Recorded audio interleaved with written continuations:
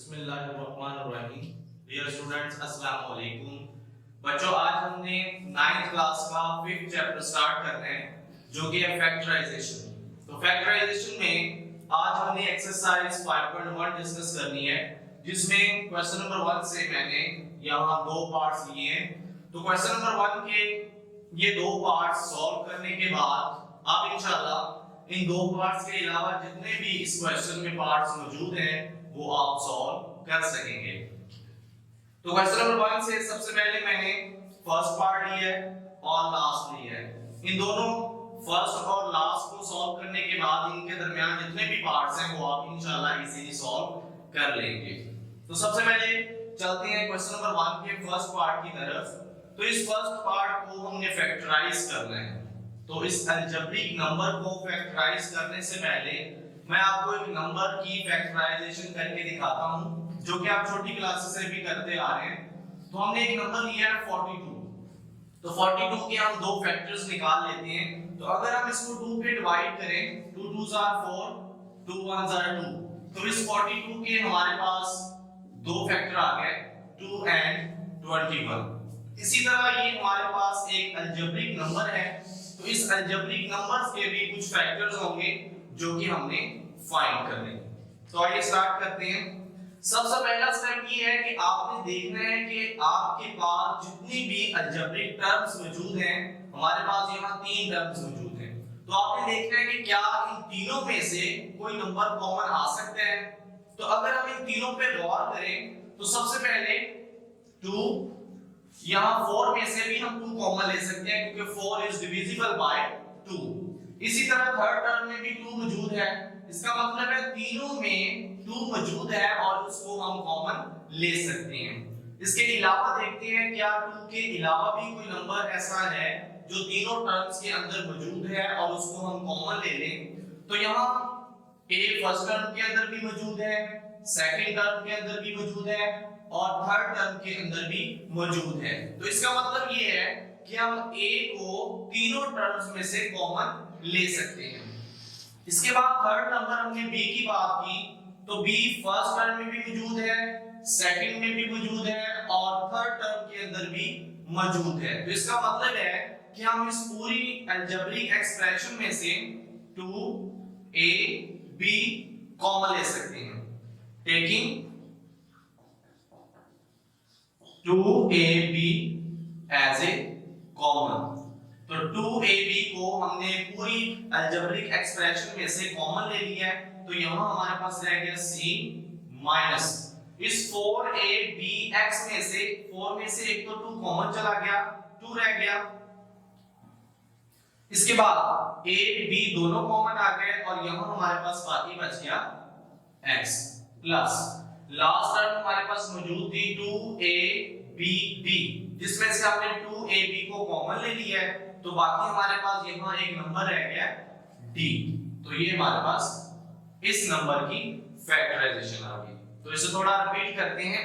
सबसे पहले हमने देखा कि क्या तीनों टर्म्स में से कोई ऐसा नंबर जो हम कॉमन ले सकते हैं, तो उसे हमने कॉमन लेना है। तो हमने देखा है कि 2ab इन तीनों टर्म्स के अंदर मौजूद है, तो हमने 2ab को तीनों में से कॉमन ले लिया और यही इसकी फैक्टराइजेशन है। इसके बाद भी अगर किसी क्वेश्चंस के फैक्टर बन सकते हैं तो वो आपको बनाने होंगे।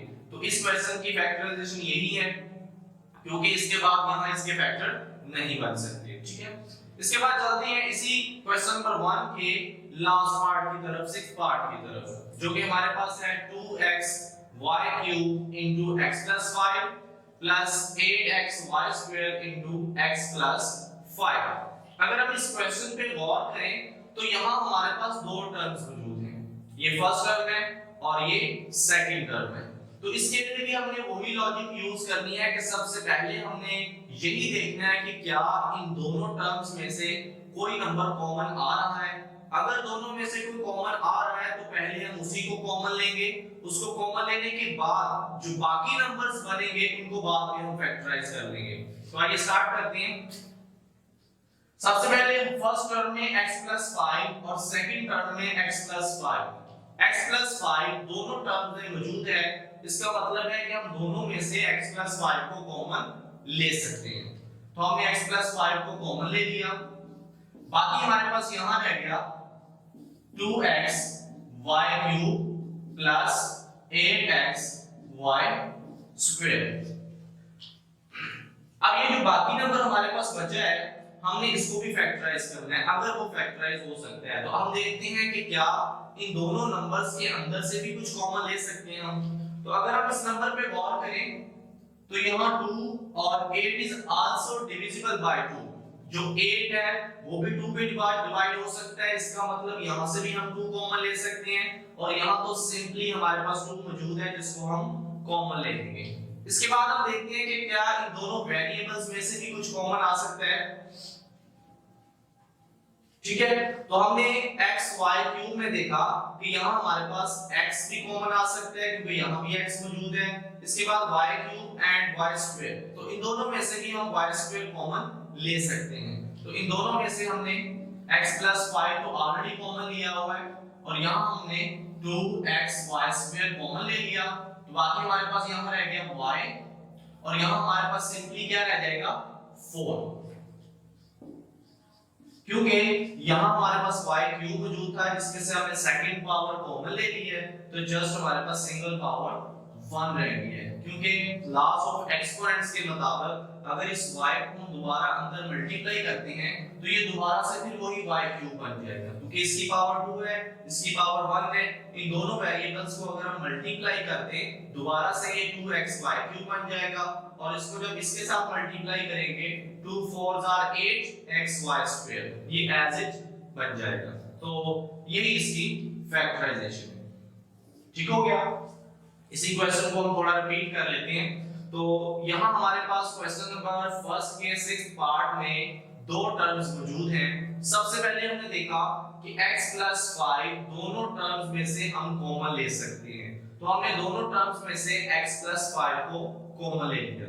इसके बाद बाकी रह गया 2xy cube plus 8xy square. 2xy cube plus 8xy square में से भी हमने कुछ कॉमन लेना था, तो हमने देखा कि इन दोनों टर्म्स के अंदर 2 भी कॉमन आ सकते हैं, x भी दोनों में मौजूद है तो हम दोनों में से x भी कॉमन ले सकते हैं। यहाँ y क्यूब है और यहाँ y स्क्वायर है, तो हमने लीस्ट पावर को कॉमन लेना होगा, लीस्ट पावर जो कम होती है। यहाँ y क्यूब है यहाँ y स्क्वायर है, तो इन दोनों में से जो लीस्ट पावर है वो y स्क्वायर है, तो हमने दोनों में से y स्क्वायर कॉमन ले लिया। तो बाकी सिंपली हमारे पास यहाँ y रह गया और यहाँ 8 था जिसमें से हमने 2 कॉमन लिया था, तो यहाँ हमारे पास 4 रह गया। ये हमारे पास क्वेश्चन नंबर 1 है।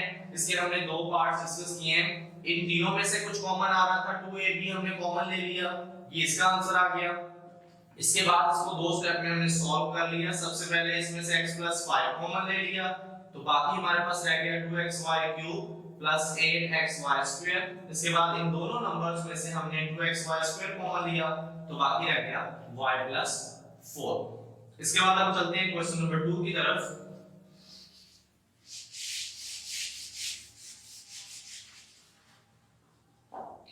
क्वेश्चन नंबर 2 का फर्स्ट पार्ट हम सॉल्व करते हैं जो कि है 5ax 3ay 5bx 3by। तो इसको भी हमने फैक्टराइज करना है, तो इसमें भी हमने वही रूल अप्लाई करने की कोशिश करनी है कि क्या इन चारों टर्म्स में से कोई नंबर कॉमन आ सकता है। तो अगर हम इन चारों में गौर करें तो इन चारों में कोई भी ऐसा नंबर मौजूद नहीं है जो हम कॉमन ले सकें। तो अब हमने क्या करना है, हमने दो में से देखना है, फर्स्ट 2 में से और सेकंड 2 में से देखना है कि क्या दो में से भी कुछ कॉमन आ सकता है। तो अगर हम इस फर्स्ट 2 नंबर्स पे गौर करें 5ax 3ay, तो इन दोनों टर्म्स में से हमारे पास ये जो a है ये दोनों तरफ मौजूद है, दोनों टर्म्स में मौजूद है, तो इसमें से a हम कॉमन ले लेते हैं, बाकी रह जाएगा 5x 3y। ठीक हो गया। इसके बाद जो बाकी दो टर्म्स हैं उनमें से भी हमने कुछ कॉमन लेना है। तो अगर हम इस दोनों टर्म्स में गौर करें जो कि 5bx 3by है, तो इनमें एक तो b कॉमन है और दूसरा जब हमने यहां से कॉमन लिया था तो जो नंबर यहां बना था तो इन दोनों में से कॉमन लेने के बाद वही नंबर यहाँ भी बचना चाहिए। तो अगर आप यहाँ से b कॉमन लेते हैं तो ये -5x + 3y बचेगा, लेकिन यहाँ हमारे पास है 5x - 3y। इसका मतलब है हमें दोनों में से -b कॉमन लेना पड़ेगा। -5bx + 3by में से हम -b कॉमन ले लेते हैं, बाकी यहाँ हमारे पास बच जाएगा 5x - 3y। ओके, सबसे पहले हमने इसमें से एक कॉमन लिया, बाकी हमारे पास रह गया 5x - 3y। इसके बाद सेकंड जो दो टर्म्स हमारे पास मौजूद हैं, इन दोनों में से हमने -b कॉमन लिया, तो बाकी हमारे पास रह गया 5x - 3y।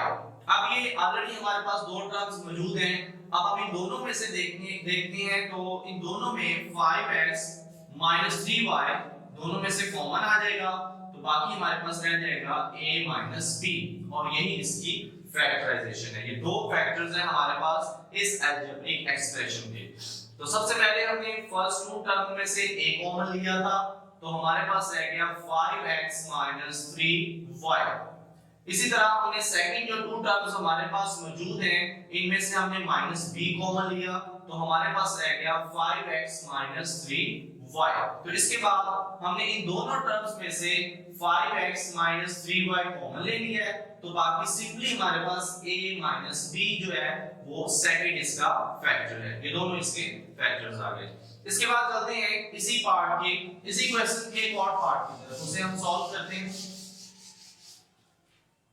x² - y² into z plus y² - z² into x। इसको भी हमने फैक्टराइज करना है, इसके भी हमने फैक्टर फाइंड करने हैं। तो अब अगर इस क्वेश्चन पे हम गौर करें तो सबसे पहले तो हमें देखना है कि क्या इसी तरह इसमें से हम कुछ कॉमन ले सकते हैं। तो इस क्वेश्चन के दोनों फैक्टर्स में कोई भी नंबर कॉमन मौजूद नहीं है, तो हम क्या करेंगे, सबसे पहले इस z को भी मल्टीप्लाई कर लेते हैं और इस x को भी अंदर मल्टीप्लाई कर देते हैं। तो ये हमारे पास बन जाएगा x² - y² plus xy² - xz²। ठीक है, इसके बाद जो दोनों पॉजिटिव नंबर्स हैं उनको हम स्टार्ट में ले लेते हैं और जो दोनों नेगेटिव हैं उनको हम लास्ट में ले लेते हैं। तो पॉजिटिव नंबर्स हमारे पास मौजूद हैं x² plus xy² minus y² and minus xz²। अब हम लास्ट क्वेश्चन की तरह इस क्वेश्चन के दो टर्म्स में से कुछ कॉमन लेंगे। अगर हम फर्स्ट टू टर्म्स पे गौर करें तो यहां से हम x कॉमन ले सकते हैं, क्योंकि इसके अंदर भी x मौजूद है और इसके अंदर भी मौजूद है। यहाँ x² है, यहाँ x है, हम x² कॉमन नहीं ले सकते क्योंकि हमने लीस्ट पावर को कॉमन लेना होता है जो कि हमारे पास x है। तो हमने दोनों में से x को कॉमन ले लिया, तो बाकी यहाँ हमारे पास बच गया xz, क्योंकि x² था, एक x हमने कॉमन ले लिया है, तो बाकी हमारे पास xz रह गया। इसके बाद प्लस यहाँ से x हमने कॉमन ले लिया, तो यहाँ हमारे पास y² रह गया। अब इन दोनों नंबर्स में से हम z कॉमन ले सकते हैं, क्योंकि z जो है इस नंबर के अंदर भी मौजूद है और इसके अंदर भी मौजूद है। तो हम यहाँ से -z कॉमन ले लेते हैं, क्योंकि हमने अंदर वाले नंबर को पॉजिटिव भी बनाना है। जैसे ही हम माइनस कॉमन लेते हैं, अंदर वाले दोनों नंबर्स की साइन जो है वो चेंज हो जाती है। तो यहाँ से z कॉमन लिया तो ये बन गया y² प्लस xz, क्योंकि माइनस हमने कॉमन ले ली जिसकी वजह से ये नेगेटिव जो है ये पॉजिटिव हो गया। ठीक है, अब ये xz plus y² and y² plus xz, क्योंकि यहाँ कम्यूटेटिव प्रॉपर्टी होल्ड करती है तो हम इनको इंटरचेंज कर लेते हैं। x into xz plus y² minus z into xz plus y²। अब ये हमारे पास दो टर्म्स हैं। अब इन दोनों टर्म्स पे अगर गौर करें तो दोनों में से हम xz प्लस y² कॉमन ले सकते हैं। xz प्लस y² हमारी फर्स्ट टर्म के अंदर भी मौजूद है, हमारी सेकंड टर्म के अंदर भी मौजूद है। तो हम क्या करते हैं, इन दोनों टर्म्स में से xz प्लस y² कॉमन ले लेते हैं। तो xz प्लस y² हमने कॉमन ले लिया, तो बाकी हमारे पास सिंपली x माइनस z रह गया और यही इस क्वेश्चन की फैक्टराइजेशन है। तो इसे थोड़ा रिपीट करते हैं। तो सबसे पहले बच्चों हमने देखना होता है कि क्या जितनी भी टर्म्स हमें दी गई हैं उन सब में से कुछ कॉमन आ सकते हैं। तो इस क्वेश्चन में कोई भी ऐसा नंबर नहीं है जो अभी कॉमन हो और हम उसको कॉमन ले सकें। तो इसलिए हमने z को भी अंदर मल्टीप्लाई कर दिया और यहां से x को भी अंदर मल्टीप्लाई कर दिया। मल्टीप्लाई करने के बाद हमने इनको थोड़ा रीअरेंज किया, पॉजिटिव नंबर्स को स्टार्ट में ले लिया और नेगेटिव नंबर्स को लास्ट में ले लिया और फिर हमने दो टर्म्स में से कॉमन लिया। इस टर्म में से हमने x कॉमन लिया, यहां रह गया xc + y² और यहां से हमने -z कॉमन लिया तो अंदर रह गया y² + xc। इसके बाद हमने इस y² + xc को थोड़ा रीअरेंज किया ताकि जैसा नंबर यहां मौजूद है वैसा ही नंबर यहां बन जाए।